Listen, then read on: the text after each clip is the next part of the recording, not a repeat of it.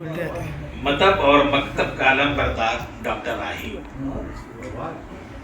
Doctor राही को हम अपने लड़कपन से जानते हैं। रफ्ता रफ्ता हम उनके सामने बूढ़े हो गए और धीरे धीरे वो जवान हो रहे हैं।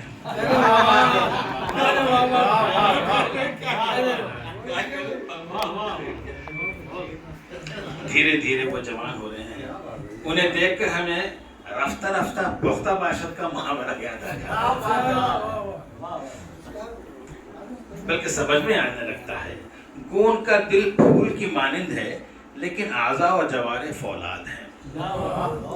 हैदराबाद के बेशुमार मुशायरों में मौसूफ ने अपना रंग जमाया है और अपना और अपने उस्तादों का नाम रोशन किया है।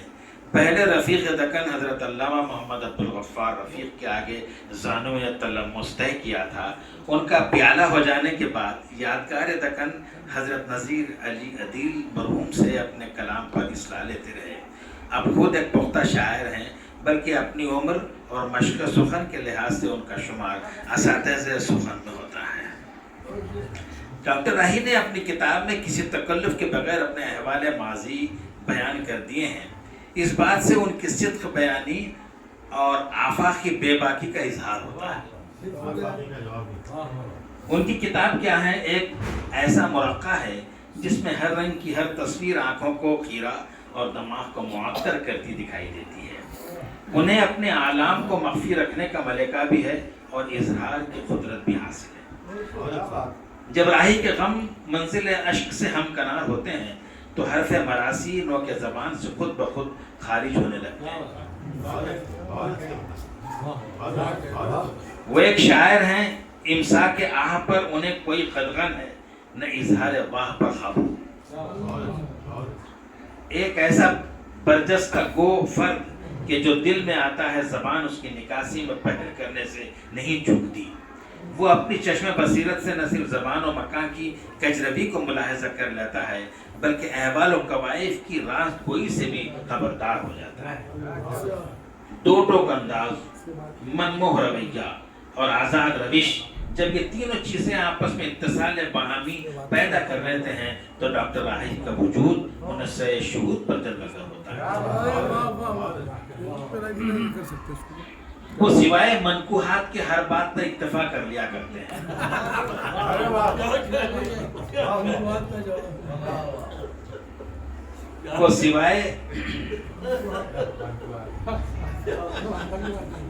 वो सिवाय मनकूहात के हर बात पर इत्तेफाक कर लिया करते हैं। उनकी दो चार ममलिकतें हर अहद में अपना सिक्का और टप्पा जारी रखती हैं। राहे मनाकिहत में सूरत जवाज से गुरेज को, राहे मनाकिहत में सूरत जवाज से गुरेज को वो बदबख्ती मुतसव्वुर करते हैं। शायद यही वजह हो कि खुदा ने उन्हें जी भर बीवियां और पेट भर औलाद अता फरमाई। बच्चे भी इस दर्जा मासूम और मुतदय्यन कि इस बात से उन्हें कोई सरोकार ही नहीं कि कौन किस मंशूर की किरण है।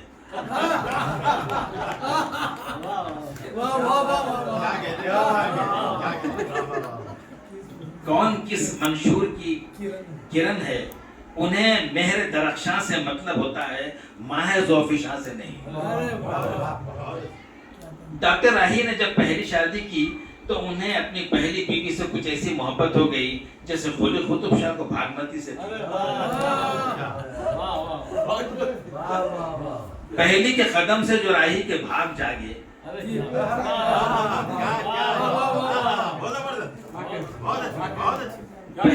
पहली के कदम से जो राही के भाग जागे तो उन्होंने दूसरी शादी की। वैसे पहली बीवी के भाग ही क्या जो दूसरी की तमीज़ न बांध सके। दूसरी से उन्हें कुछ ऐसी मोहब्बत हो गई जैसे शाहजहां को मुमताज महल से थी। दूसरी शादी के बाद राही अपने दोस्तों में मुमताज हो गए और अपने इम्तियाज को मजीद बुलंद करने के लिए तीसरी शादी की। तीसरी से उन्हें कुछ ऐसी मोहब्बत हो गई जैसा शहजादे सलीम को अनारकली थी।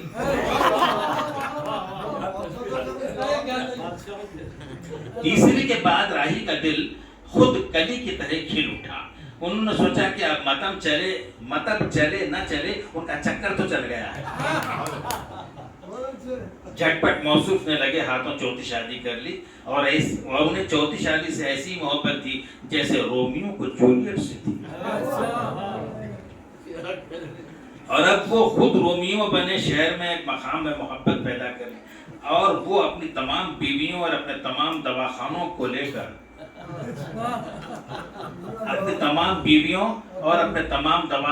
लेकर खुशी खुशी जिंदगी के दिन गुजारने लगे। हाल ही में डॉक्टर राही की बड़ी अहलिया खुदा को प्यारी हुई तो हमने उर्दू में ताज़ियत की और फारसी में दुआए नेमुल बदला।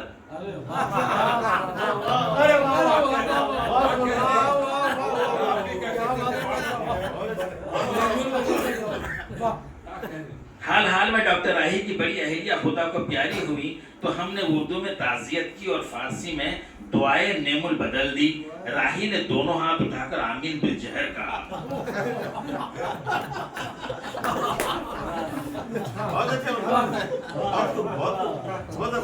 दोनों हाथ उठाकर आमीन बिल जहर कहा और खामोशी से कुछ पढ़ने लगे। हमने सोचा शायद वो अपनी मरहूम बीवी के लिए दुआएं मग़फ़िरत कर रहे हैं। बाद में मालूम हुआ कि सिद्क़े दिल से वो नेक और सालेह बीवी की दुआ मांग रहे हैं। हमारा यकीन है कि खुदा मांगने वाले को जरूर अता फरमाता है, हाँ वो हसीन और जमील बीवी बल्कि बीवियां ही क्यों ना हो। हमारे अहबाब तो खुदा से इस्तेवाद नहीं मांगते, उन्हें डर रहता है कहीं वाकई खुदा दे ही न डाले।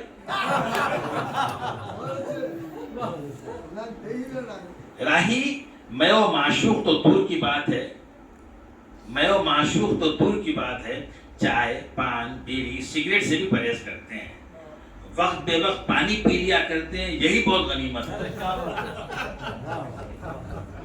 एक दिन हमने उन्हें चाय पेश की तो इस इज्जो नियाज से माजरत कर ली गोया हमने वराने में बिरयानी पेश की।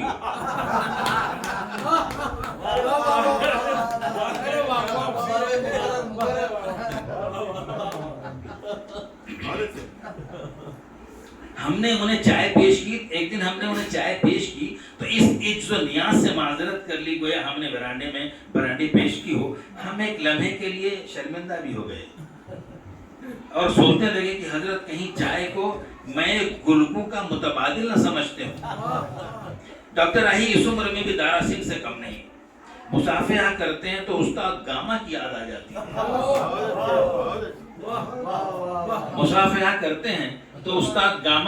जाती है। और मुआनखा करते हैं तो उस्ताद भूल याद आ जाता है। चुनांचे जब भी हम उनसे हाथ मिलाते हैं मुद्दते मदीद तक फिर किसी और से हाथ मिलाने के लायक नहीं रहते, बल्कि हाथ भी मुश्किल से उठने के मौक़िफ़ में होता है। इसलिए हम महज उंगली उठाने पर इत्तेफा करते हैं। जी में आता है कि उनसे हाथ मिलाने से ही हाथ उठा लिया करें, क्योंकि हम अपने हाथ से दूसरे काम भी तो करते हैं। तबीयत जो मौजू हो जाए तो दीगर कामों में पहला काम हाथी से तो हो जाता है। क्या बात है एक मर्तबा जो शेर कहने पर तबीयत मायल हुई तो हमने कलम उठाना चाहा, लेकिन हम कलम उठा नहीं सकते थे। हाल ही में जो हमने राही से मुसाफिर किया, हमारी बेगम जानती है कि जब एक आलम महव ख्वाब होता है तो शायर जागता है।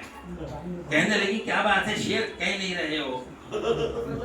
हमने कहा नेक बख्त तबे नाजुक तो मायल बकरम है, लेकिन फकीर राही से हाथ भी तो मिला चुका है।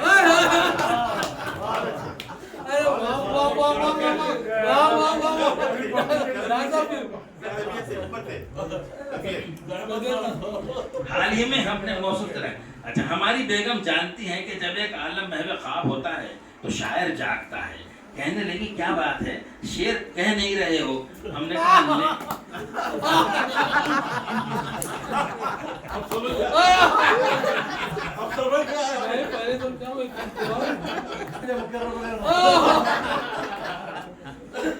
कहने लगी क्या बात है शेर कह नहीं रहे हो। हमने कहा नेक बख्त तबे नाजुक तो मायल बकरम है, लेकिन फकीर राही से हाथ भी तो मिला चुका है, माजूर शेर है। लेकिन हमने आलम कैफ में अर्ज किया कि को हमारे हाथ में जुम्बिश नहीं, लेकिन आंखों में तो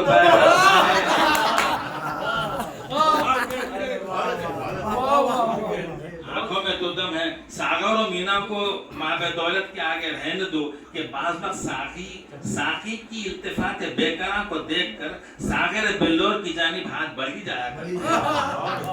बहुत अच्छे, बहुत अच्छे। फिर हमने छोटी बहर में गजल कह दी।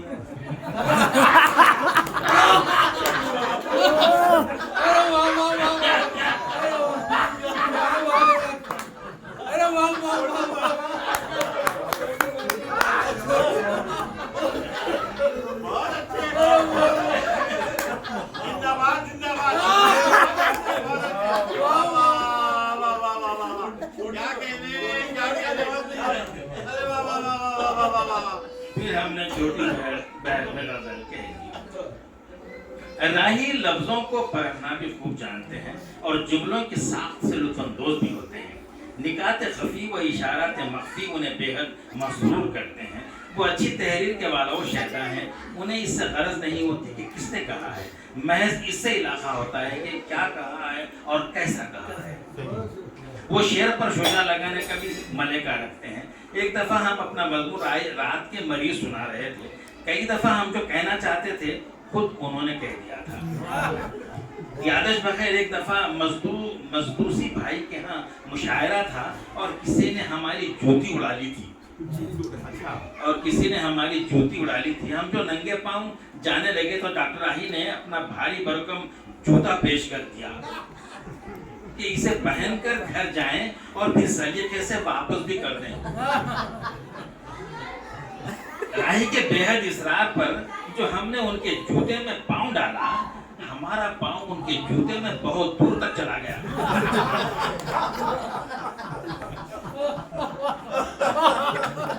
बहुत दूर तक चला गया और एड़ी के पास एक कुशादा खला रह गई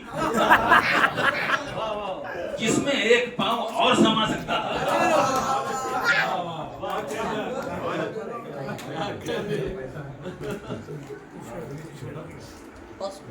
चाय पी लेंगे।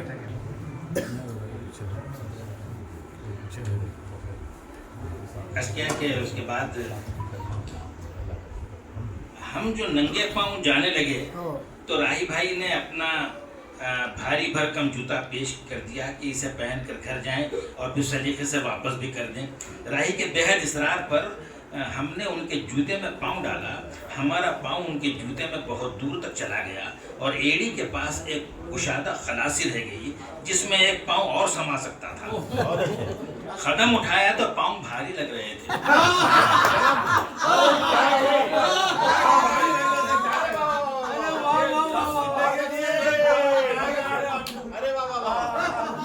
भारी होने के बहाने को सुनने के कदम उठाया तो पाँव भारी लग रहे थे और हम शर्मा के रह गए। और हम शर्मा के रह गए। दूसरा पाँव उठाया था कि पाँव हमारी मर्जी के खिलाफ बाहर निकल आया।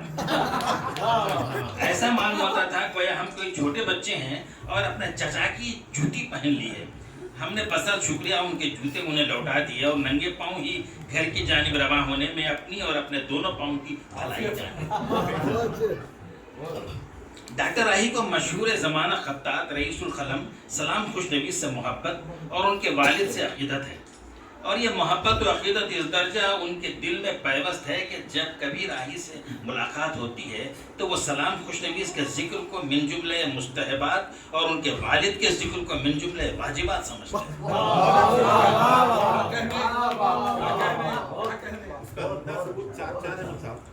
मिन जुमले वाजिबात समझते हैं और दौरान गुफ्तगू अपने उस्ताद के वो 2 शेर ज़रूर सुनाते हैं जो उन्होंने अपनी तीसरी शादी के सिलसिले में डॉक्टर राही को पहले और बाद में अपनी होने वाली मोहूम माशूका को जो किसी सबब मनकुहा न हो सकी सुनाया था। सही, बहुत अच्छे। किसी सबब आप भी सुनिए और मुमकिन हो तो लगे हाथों सर भी धुन लीजिए। ये दरिंदर भी दूर हो जाए, जिंदगी वक्फ नूर हो जाए, ऐ रफीक अपनी मौत से पहले अपने सुकून जरूर हो जाए।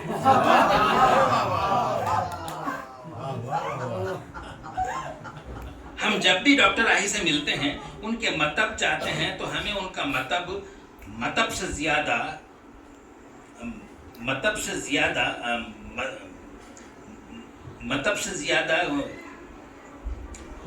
क्या है ये, मकतब मालूम होता है। मतलब से ज्यादा मकतब मालूम होता है। उनके मतलब में दवाएं कम और किताबें ज्यादा दिखाई देती हैं। उन्हें किताबों का इतना शौक है कि उनके घर में किताबें, हमारा मतलब है कि हर घर में किताबें। हमारा घर है कि हमारा मतलब है कि हर घर में किताबें, हर मकतब में किताबें हैं। हद तो ये है कि उनके बैग में आलात तिब के साथ साथ 2 किताबें होती हैं, जिनसे वो काम के बाद इस्तेफादा करते हैं, और कभी कभी काम के दौरान भी, क्योंकि वो काम की किताबें होती हैं।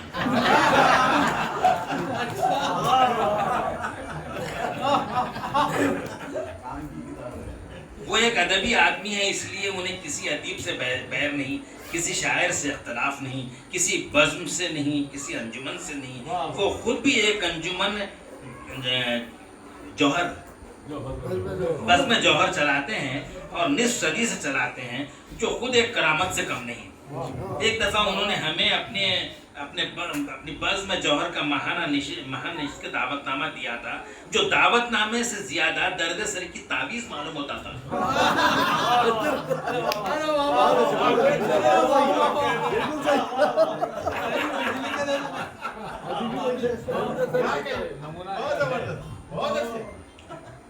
एक दफा उन्होंने हमें अपने बज़्म जौहर का महाना निशिस्त का दावतनामा दिया, जो दावतनामे से ज्यादा दर्द सर की तावीज़ मालूम होता था।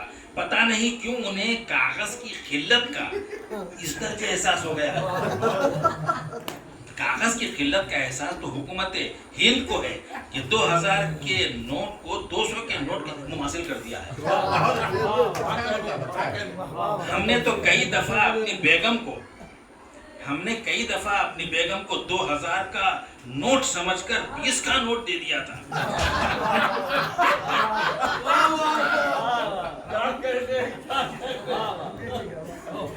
2000 दावतनामा है।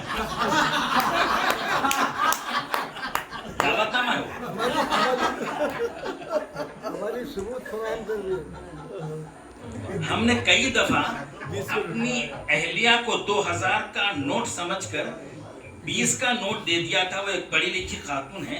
2000 में कितने सिफर होते हैं उन्हें खूब मालूम है। ये कहकर नोट को वापस कर दिया कि तुम्हारे चश्मे का नंबर बदल गया है। इसी तरह हमने अपनी मुलाजिमा को 20 का नोट समझकर 2000 का नोट दे दिया।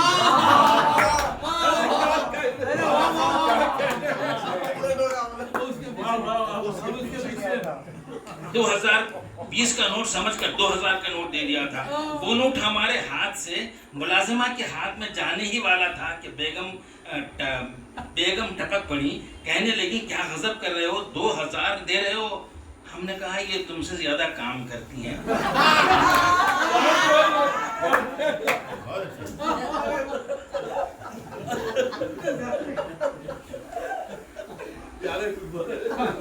हमने कहा कि ये तुमसे ज्यादा काम करती हैं, इसलिए उनका ज्यादा हक है। मुलाजिमा ने कहा बीबी साहब को आप चाय पिलाती हैं और मैं दूध पिलाती हूँ।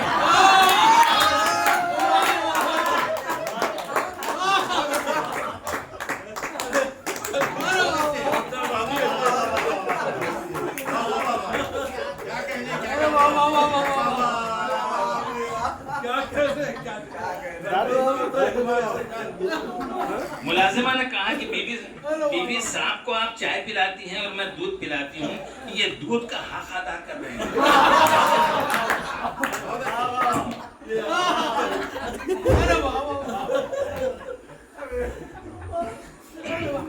दावतनामे की तंगी के सबब बाज अशखास के नाम पूरे नहीं लिखे जाते। तावीज़ पर दावतनामे की तावीज़ पर तंगी के सबब बाज अशखास के नाम पूरे नहीं लिखे जाते। एक दिन हमारे नाम के साथ डॉक्टर नहीं लिखा। हमने शिकायत की तो कहने लगे आपको तो प्रोफेसर लिखना चाहिए, इसलिए नहीं लिखा। ये सुनकर हम खुश हो गए कि चलिए एक शख्स तो हमें प्रोफेसर समझता है। हमने सवाल किया कि फिर प्रोफेसर क्यों नहीं लिखा?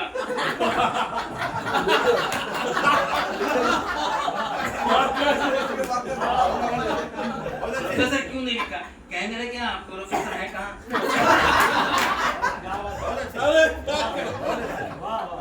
एक दफा मीम खाफ सलीम के नाम को सिर्फ मीम खाफ लिख दिया।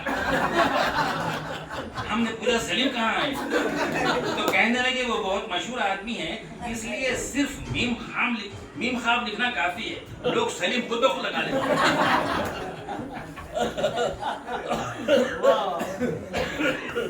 डॉक्टर राही अपने लड़कपन ही से हवाले दंगल रहे हैं।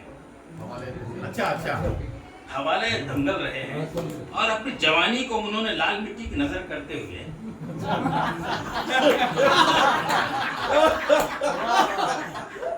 जवानी को लाल मिट्टी की नजर करते हुए अपनी जिंदगी को आलम लाल कर दिया। अब ये गुज़िश्ता जवानी की वर्जिश का तुफैल है कि वो इस उम्र में भी खास से कवि है कर, और जब कभी किसी पर अपनी क़ुव्वत और तवानाई का इजहार करते हैं, वो अपनी क़ुव्वत और तवानाई के इजहार से खुद को मालूम समझता है। डॉक्टर राही अक्सर अपने उन उस्तादों का जिक्र निहायत अक़ीदत और मोहब्बत से करते हैं जिन्होंने या शेर गोई की तालीम दी थी या किसी अखाड़े में उन्हें लाल लंगोट बांधा था।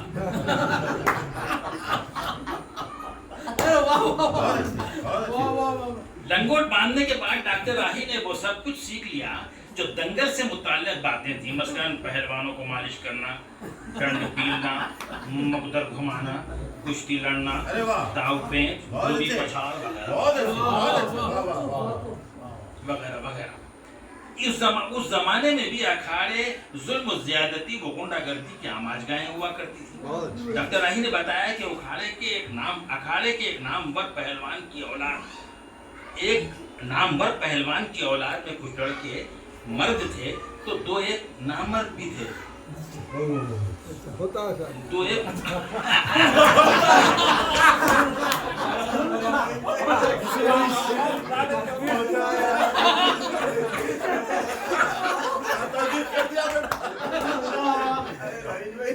एक नामर्द भी थे। हम सोचते हैं कि या ललजब पहलवानों की औलाद और नामर्द हातिफ गैबी ने आवाज दी कि जो अपनी मर्दानगी को नाजायज बिस्तरों पर आजमाते हैं, खुद उनके बिस्तरों पर नामर्द औलाद जन्म देती है।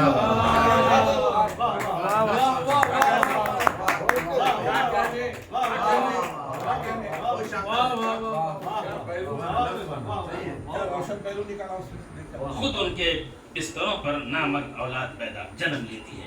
एक दफा सुना कि डॉक्टर साहब ने हमें क़हक़हे लगाने पर मजबूर कर दिया। एक वाक़या सुनाकर डॉक्टर साहब ने हमें क़हक़हे लगाने पर मजबूर कर दिया। उस नामवर पहलवान के नामर्द लड़के ने अखाड़े में डॉक्टर राही के सरफ़े खास पर हाथ डाल दिया।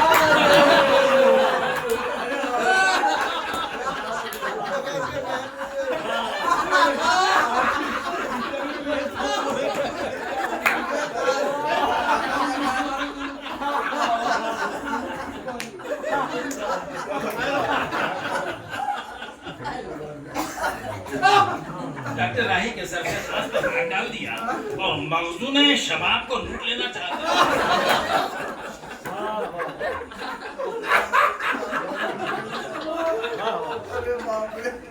एक तो फर्जंदे पहलवान, दूसरे गुंडा, तीसरे हिजड़ा। राही ने अपनी जान और आन बचाकर राह फरार इख्तियार की और फिर उस अखाड़े का रुख नहीं किया। खुदा ने डॉक्टर राही को वो मलेका अता फरमाया है कि वो उनके मतब में आने वाले की चाल देखकर उसके चाल चलन का अंदाजा लगा लेता। एक पहलवान अपनी दादागिरी दिखाते हुए दाखिल मतब हुआ और निहायत तकब्बुर से अपना हाथ दिखाया। डॉक्टर राही गुंडों के तकब्बुर, लोफरों के गुरूर और पहलवानों की ऊंची हरकतों को बर्दाश्त नहीं कर सकते। राही ने कहा, पहलवान क्या हाथ दिखा रहे हो, देखना मुझे कुछ और है।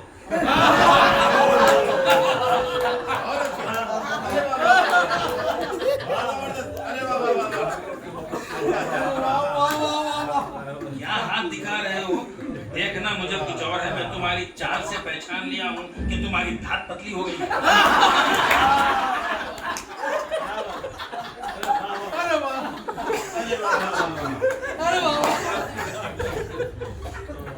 मैं तुम्हारी चाल से पहचान लिया हूँ कि तुम्हारी धात पतली हो रही है। इतना सुनना था कि पहलवान का चेहरा पीला पड़ गया। यूं भी जब धात पतली पड़ती है तो कोई इंसान पतला पड़ जाता है। तासुफ के सबब उसका मुंह और तहय्युर के सबब उसकी आंखें खुली रह गई। शायद उसे अपने सियाह करतूत याद आने लगे थे। डॉक्टर राही ने देखा कि लोहा ठंडा पड़ गया है, गर्म नहीं। लोहा ठंडा पड़ गया है तो अपना हथौड़ा मार दिया। कहने लगे, पहलवान इलाज ना करवाओगे तो फिर किसी इलाज के लायक नहीं होगा। चाल में लचक पैदा हो जाएगी और ताली बजाए बगैर बात न कर सकोगे।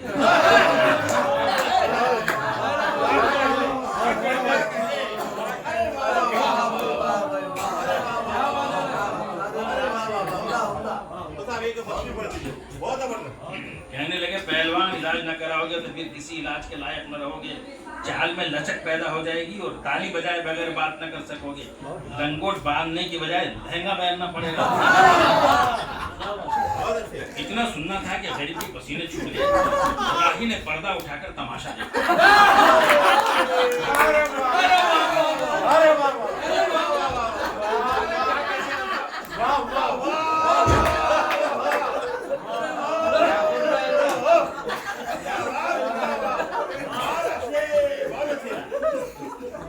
सुनना था कि गरीब के पसीने छूट गए। राही ने पर्दा उठाकर तमाशा देखा और मायूसी से इरशाद फरमाया कि पहलवान इंटरवल हो गया है।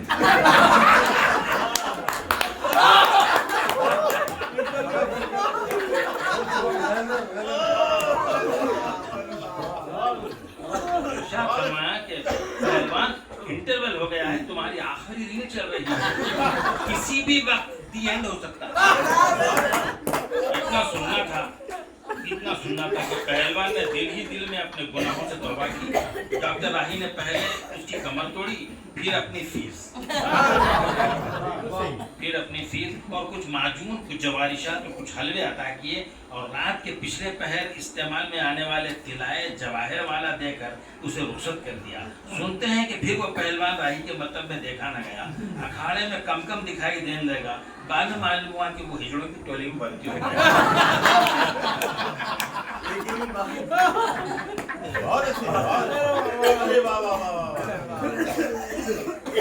जब से डॉक्टर राही की तमाम बीवियां यके बाद दीगर खुदा को प्यारी हो गई, वो तन्हाई का शिकार हो गए हैं।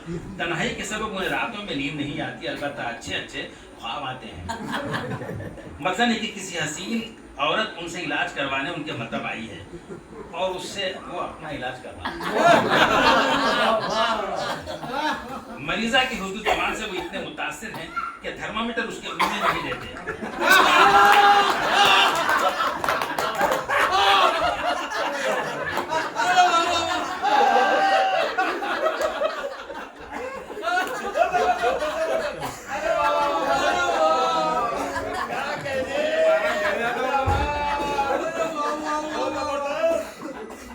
मरीजा के हुस्न जमाल से वो इतने मुतासिर हैं कि थर्मामीटर उसके मुंह में नहीं देते, अपने मुंह में दे लेते हैं। कभी वो देखते हैं कि किसी महजबीन के फूल से बाजू में इंजेक्शन लगा रहे हैं और तकलीफ उन्हें हो रही है और वो इस अदाओ नाज से करती है कि अब उनसे रहा नहीं जाता और वो अपनी मर्जी के खिलाफ बेदार हो जाती है। कभी देखते हैं कि एक नाज़रीन का ब्लड प्रेशर चेक कर रहे हैं और उसकी मुट्ठी में आले फिशार कम का पंप नहीं है।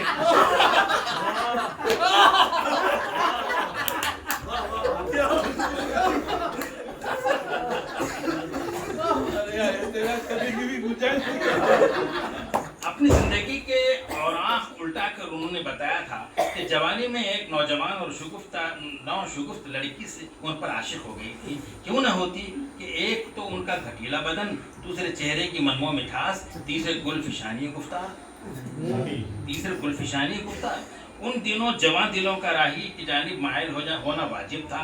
कहते हैं कि वो दोशीज़ा अपने बाप के घर से भाग कर आई थी और राही के साथ भाग जाना चाहती थी, लेकिन भाग जाने की ये सआदत भाग में लिखी भी तो होनी चाहिए।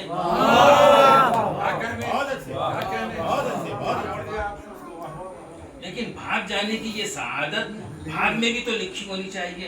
हैरत की बात यह है कि वो सूटकेस भर सोना ले आई थी। हम होते तो भाग ही जाते, कम से कम सूटकेस के साथ ही सही।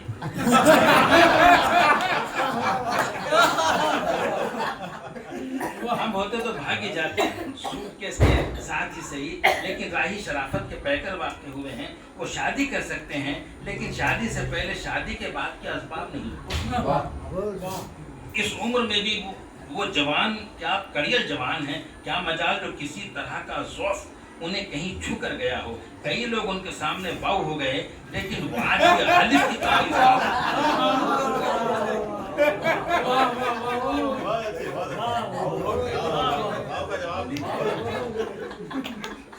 डॉक्टर राही को हंसने पर ऐसा ही उबूर है जिस तरह मीना कुमारी को रोने पर उबूर।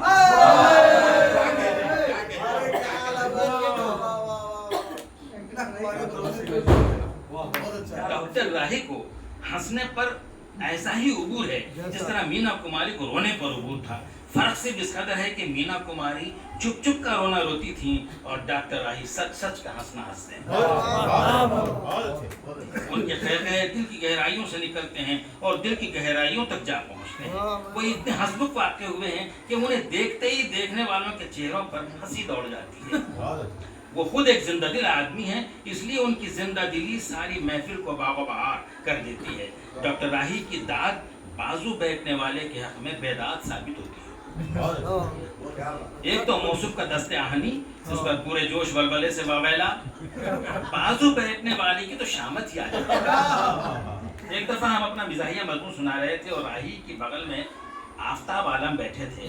उनकी रान, पीठ और बाजू यानी एक एक आज़ू पनाह मांगता था। रात में उनकी अहलिया खमर बानो ने तारीकी के सबब उनकी पीठ तो नहीं देखी,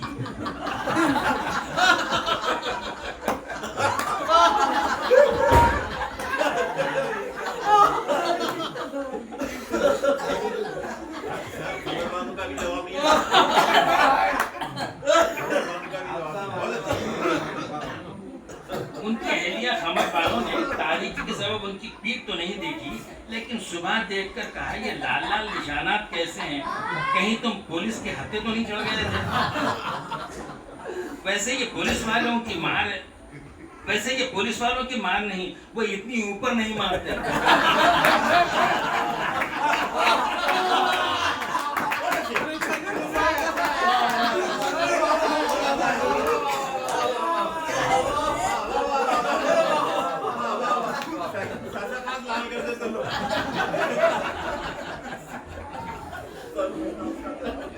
कहने लगी कहीं तुम पुलिस के हत्थे तो नहीं चढ़ गए थे। वैसे ये पुलिस वालों की मार नहीं, वो इतनी ऊपर नहीं मारते। आफ्ताब आलम ने जवाब दिया कि रात अब्बास मुत्तकी एक मिजाहिया मजमून सुना रहे थे और मैं डॉक्टर राही के बाजू था। डॉक्टर राही इस लिहाज से भी लायक तारीफ हैं कि उन्हें तारीफ करने का मलका हासिल है। वो जरा सी बात पर बढ़ चढ़कर तारीफ करते हैं और यूं लोगों के दिलों पर चढ़ जाते हैं। दुनिया जानती है कि कदरदानी व तौसीफ जुई दो ऐसे पंख हैं जिनसे आदमी इंबिसात में उड़ता फिरता है, और ऐब जोई और नुक्ताचीनी ऐसे दो पंख हैं जिससे आदमी कर्ब और आतिश में रेंगता है।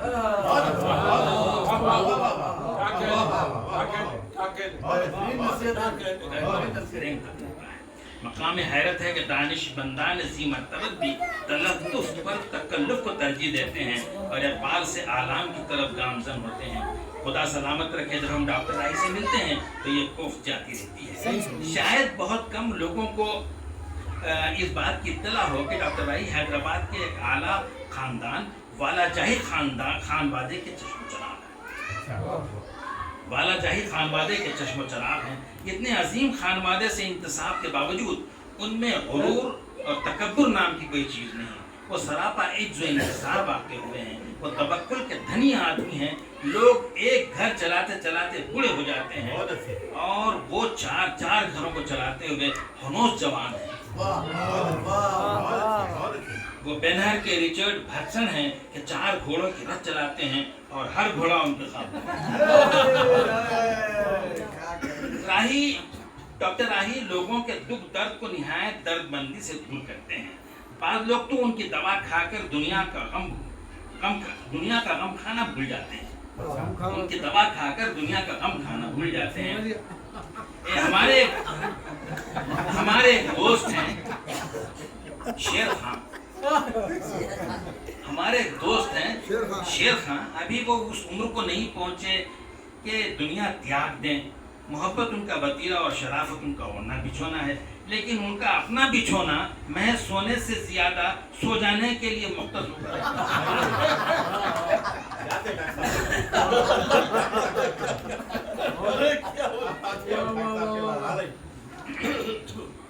मुख्तस होकर रह गया था और वो खरे सोने से हाथ धो बैठे थे। चांदी का पानी नहीं तो सोने का मजा क्या। क्या बात है।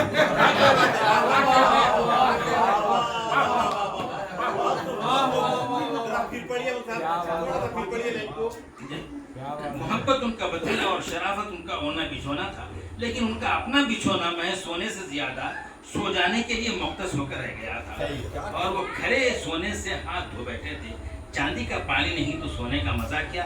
चश्मे सीमा पर जब अब्र आलाम छा जाता है तो बादी वो नजर में ऐसा मालूम होता है कि शादमानी के मुहाने बंद हो गए हैं।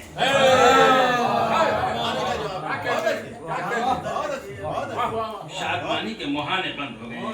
ये आदमी का वहम है। जब बिस्मिल्लाह खां शहनाई छेड़ते हैं तो रूह का झूमना वाजिब करार पाता है। जब ओपी नैयर के नगमे गूंजते हैं तो नैयर अल्ताफ का तुलू होना यकीनी हो जाता है। हमने उन्हें शेर खां को मशवरा दिया कि सोने की फिक्र न करो, डॉक्टर राही से मिल लो, तुम्हारी चांदी हो जाएगी। तुम्हारी चांदी हो जाएगी। वो सोए हुए शेरों को बेदार करने में बड़ी महारत रखते हैं। शेर कितनी ही गहरी नींद में क्यों ना हो,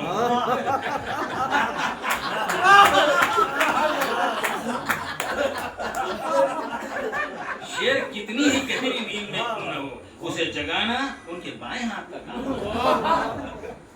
उनकी अद्वियात खाकर सोए हुए शेर दहाड़ कर जंगल एक कर देते हैं और इतना दहाड़ते हैं कि जंगल तौबा करने लगता है।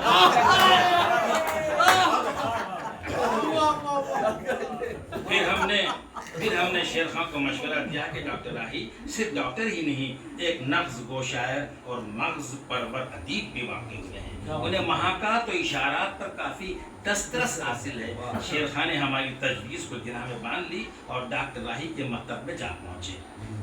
वैसे डॉक्टर राही मरीज की चाल देखकर ही उसके हाल से आगाह हो जाते हैं, लेकिन वो ये भी खूब जानते हैं कि जब तक मरीज खुद कुछ न कुछ इरशाद फरमा ले उसे तसल्ली नहीं होती। शेर खां ने डॉक्टर राही की रूबरू किताब तसाहुल खोली। किताब तसाहुल खोली और बाब तगाफुल का बयान करते हुए कुछ यूं इरशाद फरमाया कि डॉक्टर साहब शेर घोड़े बेचकर सो गया।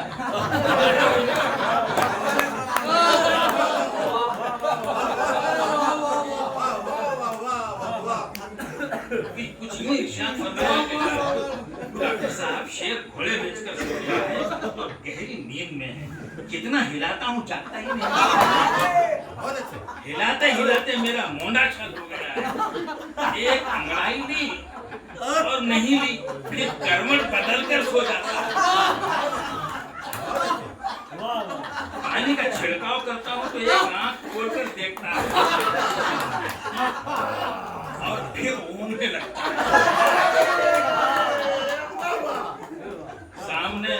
सामने हरनियां बेखौफ होकर पड़ रही हैं, इससे मस नहीं होता।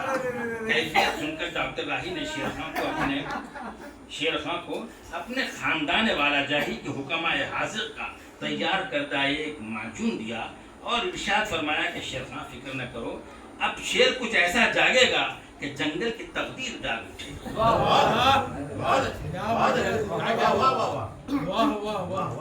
लेकिन सब्र और तहम्मुल का दामन न छोड़ना कि लोग तकदीर के बेदार होते ही कातिब तकदीर को भूल जाते हैं।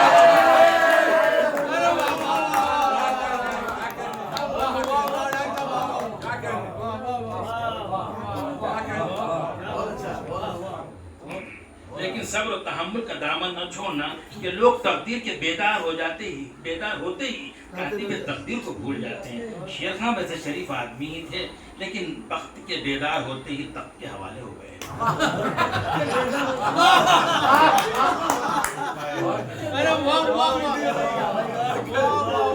शेर खां वैसे शरीफ आदमी ही थे, लेकिन वक्त के बेदार होते ही तख्त के हवाले हो गए। एक गुथमसी मचा दी। डॉक्टर राही के पास शेरनी दौड़ती हुई आई।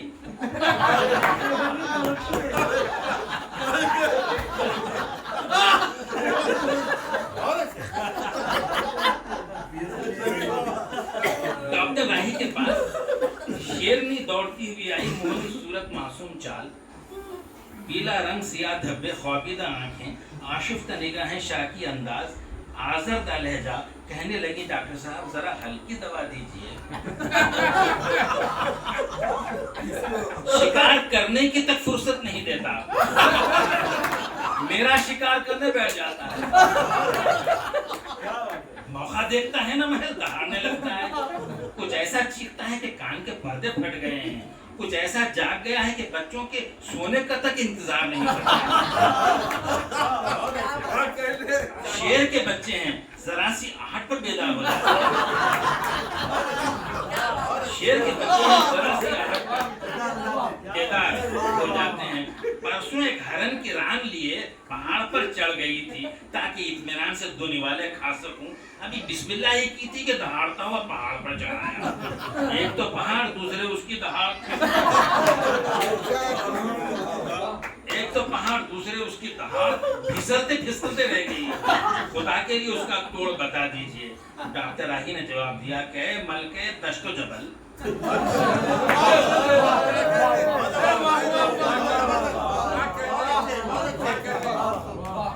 मलके दश्तो जबल, दवाई का तो कोई तोड़ नहीं, लेकिन एक इलाज जरूर है। जंगल में कुछ शेरनियां तन्हा बतकदीर घूम रही हैं।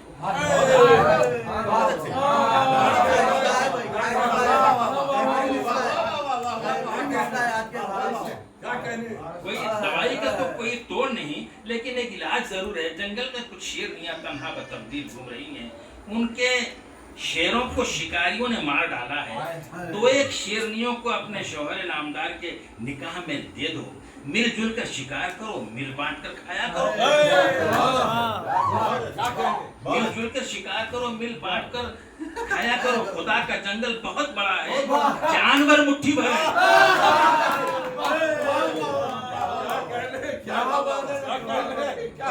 खुदा का जंगल बहुत बड़ा है, जानवर मुट्ठी भर है। हरने हजारों में हैं और शेर उंगलियों पर गिने जा सकते हैं।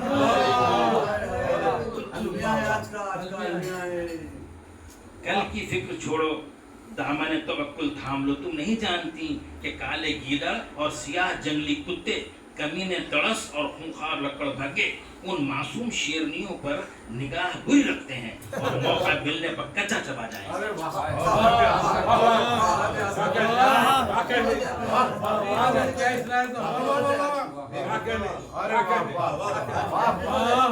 शेर के निकाह में आ जाने के बाद वो मुंह काला करके जंगल से निकल जाएंगे। फिर जंगल का जंगल तुम्हारा है।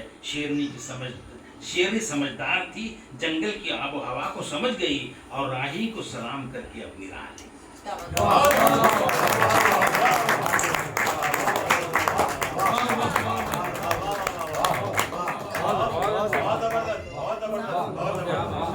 मैं आप हजरात का बेहद शुक्रगुजार हूँ कि आपने इस मजमून को, तवील मजमून को बड़ी सब्र तहम्मुल से सुना।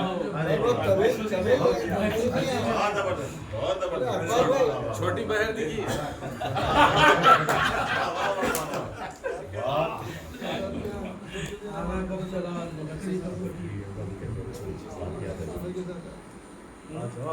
छोटी बहन में बदल पड़ना है जाते हो